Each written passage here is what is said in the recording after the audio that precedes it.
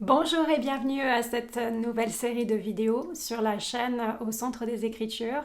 Je m'appelle Aline et je vous donne rendez-vous chaque semaine pour partager avec vous mon ressenti sur la lecture des Écritures du Livre de Mormon, du programme Viens et suis-moi. Cette semaine, on commence avec Jacob chapitre 1 à 4 et on commence tout de suite. La première chose qui m'a frappée dans le premier chapitre de Jacob, c'est vraiment le désir ardent que Jacob a d'instruire son peuple, de l'aider à garder les commandements. Et ce qui est intéressant, c'est que Jacob vient d'être mis à part par son frère Néphi comme instructeur. Et, euh, et en fait, je pense particulièrement à la mise à part pour un appel dans l'église. Je sais que personnellement, je viens d'avoir un nouvel appel dans ma branche et, euh, et je sens vraiment le poids de la responsabilité. Mais je sais aussi que le Seigneur qualifie ceux qu'il appelle à servir. Et on sent vraiment cette motivation, ce désir qui vient avec la mise à part et cette capacité qui vient avec la mise à part de servir.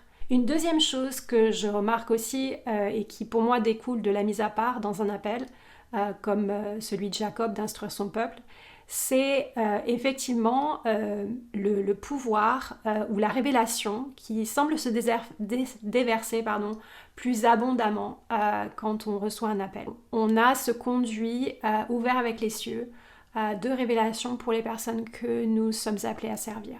Et on sent vraiment ça dans les paroles de Jacob, notamment quand il dit au verset 5 car à cause de la foi et d'un vif désir, il nous avait véritablement été manifesté ce qui arriverait à notre peuple.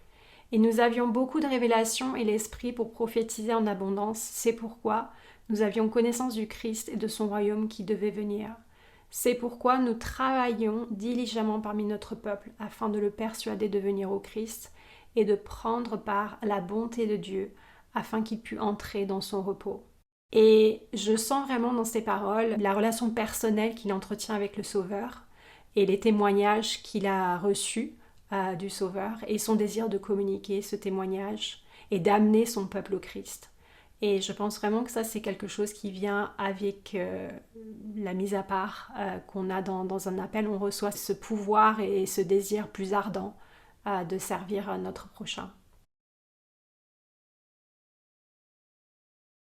Alors, toujours dans le chapitre 1, on remarque aussi qu'il y a deux problèmes qui commencent à se créer. Dans les versets 15 et 16 du premier chapitre, on peut lire « Et il arriva que le peuple de Néphi, sous le règne du deuxième roi, commença à s'endurcir dans son cœur et à se livrer quelque peu à des pratiques mauvaises, semblables à celles de David autrefois, qui désirait beaucoup d'épouses et de concubines, et aussi de Salomon son fils. Oui, et il commença aussi à rechercher beaucoup d'or et d'argent, et commença à être quelque peu enflé dans l'orgueil. » Donc ce qui est intéressant de voir ici, c'est que c'est toujours souvent les deux mêmes problèmes qui se posent au sein des Néphites, et en général, même dans le monde aujourd'hui, Satan utilise l'amour des richesses et l'immoralité pour finalement détourner les gens de Dieu.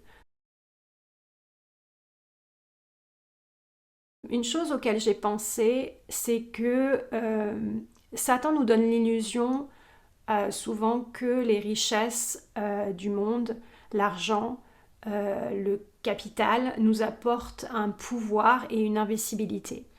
Ce qui est complètement faux, évidemment, hein, c'est un mensonge. Mais beaucoup tombent dans ce panneau, pour dire ce qui est. Et donc Jacob, au verset 15, s'il pouvait vous montrer, en parlant du Seigneur, s'il pouvait vous montrer qu'il peut vous percer et que d'un seul regard de son œil, il peut vous frapper jusqu'à vous faire tomber dans la poussière. Donc là, il met les choses au clair en disant, même si vous avez des richesses, cela ne vous rend pas invincible, le Seigneur peut vous percer. Dans le verset 17 à 19 du chapitre 2, on voit ici Jacob dire « Pensez à vos frères comme à vous-même et soyez amicaux envers tous et généreux de vos biens, afin qu'ils soient riches comme vous. Mais avant de rechercher la richesse, recherchez le royaume de Dieu. Et lorsque vous aurez obtenu l'espérance dans le Christ, vous obtiendrez la richesse, si vous la recherchez. Et vous la rechercherez dans l'intention de faire le bien, pour vêtir les nus, et pour nourrir les affamés, et pour délivrer les captifs, et pour apporter du soulagement aux malades et aux affligés. Ce qui est important ici à retenir, c'est que bien sûr le Seigneur peut nous bénir avec des bénédictions matérielles.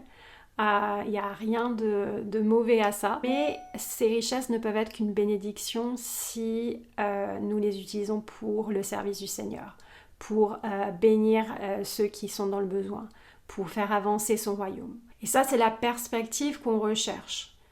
Alors, c'est pas facile à l'avoir parce que c'est vrai que même moi, hein, quand j'ai des mois où j'ai un petit peu plus d'argent, je travaille bien, j'ai un peu plus d'argent, tout de suite je pense je vais pouvoir aller faire un voyage, je vais pouvoir m'acheter une nouvelle caméra et tout de suite c'est facile de tomber dans l'esprit de consommation, on va dire. Donc c'est pour ça que les paroles de Jacob pour moi sont un bon rappel. Le chapitre 2 est un chapitre où Jacob s'attarde un peu plus sur le deuxième problème avec les Néphites, c'est l'immoralité et particulièrement de ne pas obéir à la loi de chasteté. On voit vraiment dans les Écritures qu'il est profondément peiné par ce deuxième problème. On le voit dans les versets 6, « Cela peine mon âme », il dit, de devoir témoigner de la méchanceté de votre cœur. Il continue au verset 7, « Et cela me peine aussi, cela pèse sur mon âme d'être contraint à cause du commandement strict que j'ai reçu de Dieu de vous avertir selon vos crimes, d'agrandir les blessures de ceux qui sont déjà blessés au lieu de consoler et de guérir leurs blessures, et ceux qui n'ont pas été blessés, au lieu de se faire un festin de la parole agréable de Dieu, se voient placer des poignards pour leur percer l'âme et blesser leur esprit délicat. » Ça me fait penser à tellement de choses qui se passent en ce moment. On entend beaucoup dans les informations de femmes qui sont victimes de violences par des conjoints ou des enfants qui sont victimes d'abus, de maltraitance. Et je pense que ce sujet est extrêmement d'actualité. En particulier peut-être aussi revoir ce qu'est la loi de chasteté. Parce que je pense que c'est quelque chose qui est mal compris dans beaucoup de religions, ce qu'est la loi de chasteté.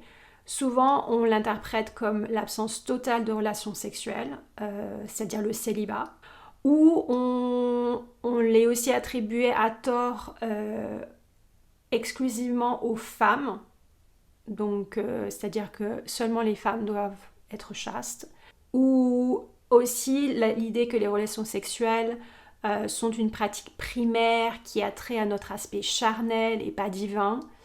Y a plein de choses comme ça qui sont autour de la loi de chasteté qui sont mal comprises. Heureusement, grâce à la révélation moderne, et aussi au livre de Mormon qui explique les choses plus clairement, on comprend que la loi de chasteté fait référence à la sainteté du pouvoir, au sacré du pouvoir de la procréation, qui est donné à l'homme et à la femme pour être utilisé exclusivement dans le cadre du mariage. Alors aussi, ce qui est important de dire, ça ne veut pas dire que les relations sexuelles n'existent que pour le pouvoir de procréation.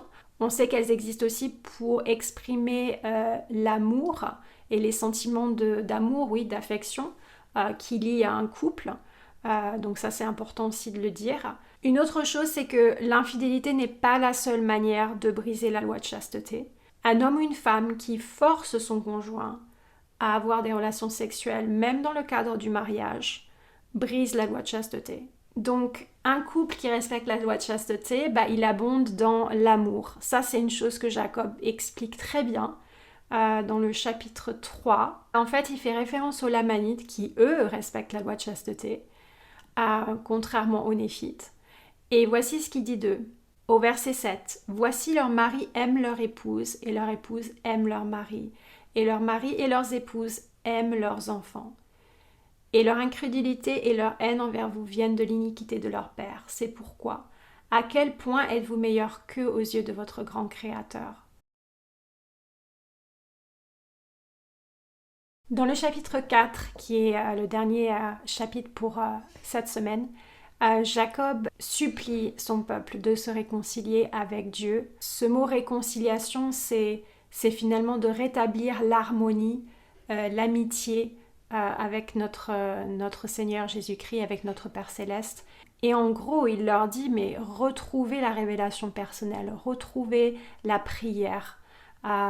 Il stresse vraiment l'importance des révélations. Dans les versets 3 du chapitre 4, il dit « De cela nous nous réjouissons et nous travaillons diligemment à graver ces paroles sur des plaques, espérant que nos frères bien-aimés et nos enfants les recevront le cœur reconnaissant et les étudieront afin d'apprendre avec joie et non avec tristesse ni avec mépris ce qui concerne leurs premiers parents. » Il continue aussi en disant au verset 4 « Car c'est dans ce but que nous avons écrit ces choses afin qu'ils sachent que nous avions connaissance du Christ et que nous avions l'espérance de sa gloire bien des centaines d'années avant sa venue.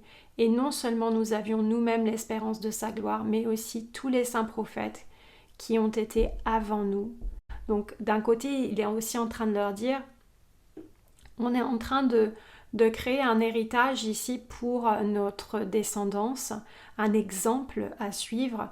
Donnons-leur un bon exemple et pas un mauvais exemple quand ils liront les écrits le récit de nos actions. Je vais mentionner quand même le verset 10 parce que c'est un verset qui me touche particulièrement, qui dit « C'est pourquoi, frères, ne cherchez pas à conseiller le Seigneur, mais à prendre conseil auprès de lui. Car voici, vous savez vous-même qu'il gouverne toutes ses œuvres avec sagesse et avec justice et avec une grande miséricorde. » Je peux appliquer ça personnellement dans mes prières. J'exprime à mon Père des choses que j'ai envie de voir se réaliser dans ma vie. Donc j'ai tout un plan pour mes relations professionnelles, pour mon service et mon appel dans l'église, pour ma vie personnelle. Et souvent j'approche mes prières un petit peu dire à Père Céleste, ouais, tu vois, j'aimerais bien que tu m'aides avec ça parce que ça sera bien pour moi. Et en fait finalement j'essaie de conseiller au lieu de recevoir ces conseils, c'est-à-dire de demander, ok, comment toi tu veux que j'approche mon appel? Est-ce que tu peux me guider à savoir si c'est la bonne approche, si c'est le bon choix à faire? Voilà, c'est tout pour cette première vidéo. Tout ce que j'avais envie de partager avec vous sur cette étude des Écritures cette semaine. J'espère que ça vous sera utile. Merci de votre écoute et je vous dis à la semaine prochaine.